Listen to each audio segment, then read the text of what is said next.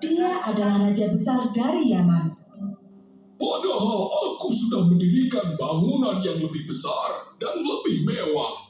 Tapi, mengapa semua orang selalu saja pergi ke Ka'bah? Dia merasa terhina karena negaranya yang begitu besar tidak bisa mengalahkan Mekah yang hanya sebuah kota kecil.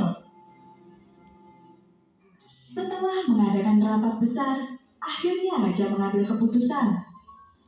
Jika aku tidak bisa mengalahkan Ka'bah, maka aku harus menghancurkannya. Maka berkumpullah semua pasukan milik raja. Pasukan yang terkenal sangat kuat, yaitu pasukan bergajah. Mari kita hancurkan. Teriak para prajurit di sepanjang jalan menuju ke kota Mekah.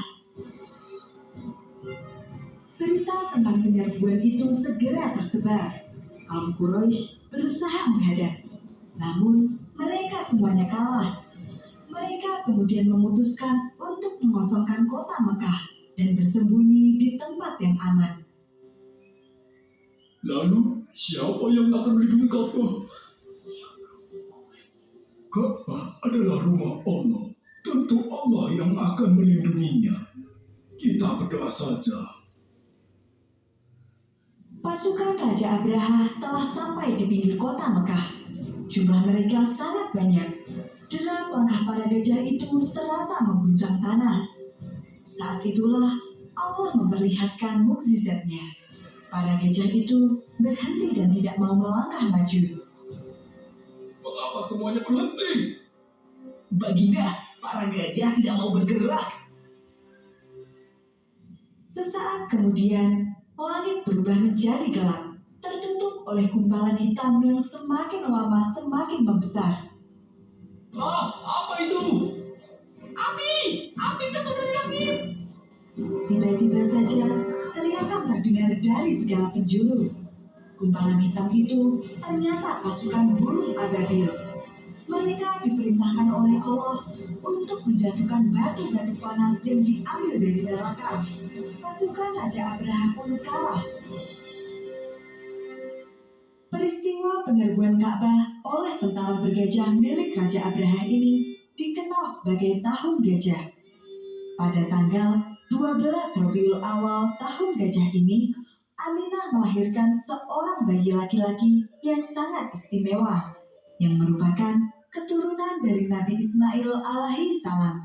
Dialah Nabi Muhammad Shallallahu alaihi wasallam. Kelahirannya telah dinanti oleh seluruh alam semesta. Abdul Muthalib menggendong cucunya dan membawanya keliling Ka'bah. Siapa nama cucumu, wahai Abdul Muthalib? Namanya Muhammad. Itu nama yang asyik dan tidak pernah dipakai. Mengapa kau memilihnya? Aku ingin agar semua makhluk di bumi ini memujinya. Pada saat Nabi lahir, ada banyak peristiwa besar yang terjadi. Di antaranya adalah 1. Jin tidak lagi bisa mengintip berita dari langit. 2. Istana Raja Kisra, penguasa Persia yang kejam, berguncang hebat dan sebagian bangunannya roboh. 3. Api abadi yang selalu disembah kaum Majusi padam seketika. 4. Danau sawah yang disucikan bangsa Persia tiba-tiba mengering. Nabi Muhammad terlahir sebagai anak yatim, tidak memiliki ayah. Meskipun memiliki seorang kakek yang terhormat dan memiliki kedudukan, namun keluarga Nabi Muhammad tergolong miskin. Karena itulah, ketika tiba saatnya mencari ibu susu, tidak ada seorang pun yang mau menerima Nabi. Dia anak yatim dan keluarganya pun tidak kaya. Saat itu, datanglah Halimah Asyadiyah dari Habasyah. Dia berharap bisa menemukan bayi dari keluarga kaya yang bisa memberinya upah besar. Aku tidak akan pulang tanpa membawa anak asuh. Namun, Allah berkehendak lain.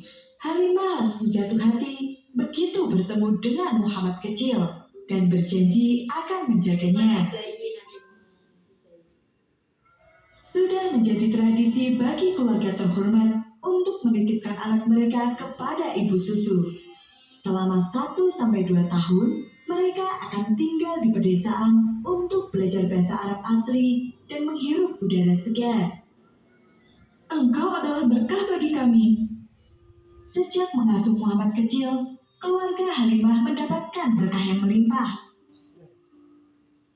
Kekeringan parah melanda Habasyah, membuat para ternak kurus kering. Namun, kambing milik Halimah bisa menghasilkan susu dengan baik. Hah? Bagaimana kamu melakukannya? Ini adalah berkah dari Allah. Subhanallah, keluarga Halimah memperoleh segala kemudahan dari Allah Subhanahu wa Ta'ala sebagai imbalan atas kasih sayang mereka kepada Nabi Muhammad. Ketika usia Nabi 4 tahun, terjadi sebuah peristiwa besar yang disaksikan oleh para saudara penggembala kambingnya. Tiba-tiba, ada 2 orang laki-laki yang membelah dada Nabi, mengeluarkan hatinya dan mencucinya menggunakan air Zam-Zam. Itu adalah peristiwa pembelahan dada Nabi Muhammad oleh para malaikat utusan Allah. Tidak terasa, waktu telah berlalu. Tiba saatnya bagi Nabi untuk pulang dan tinggal bersama ibunya. Pada suatu hari, sang ibu mengajak Nabi pergi berziarah ke makam ayahnya. Mari kita pergi ke Madinah. Nabi Muhammad yang saat itu masih berusia 6 tahun harus menempuh perjalanan panjang dan berat. Dalam perjalanan itu, turut serta pembantu mereka yaitu Ummu Aiman. Selesai berziarah, Nabi berkeliling untuk mengunjungi paman-pamannya. Kemudian, mereka pun kembali pulang ke Mekah. Dalam perjalanan pulang, kondisi sang ibu terlihat lemah, hingga akhirnya dia pun wafat. Ummu Aiman memeluk Nabi sambil menangis. Ya Tuhanku, berikanlah ketabahan kepada kami. Nabi Muhammad pun menjadi anak yatim piatu di usianya yang masih kecil. Kabar tentang wafatnya Aminah membuat keluarga besar bersedih. Bagaimana dengan Muhammad? Akulah yang akan merawatnya. Sang kakek mengasuh Nabi dengan baik dan penuh kasih sayang. Dia bangga akan cucunya yang begitu cerdas. Namun, 2 tahun kemudian sang kakek wafat, meninggalkan Nabi sendirian tanpa perlindungan di dunia ini. Setelah kematian kakeknya, Nabi tinggal bersama keluarga pamannya, Abu Thalib.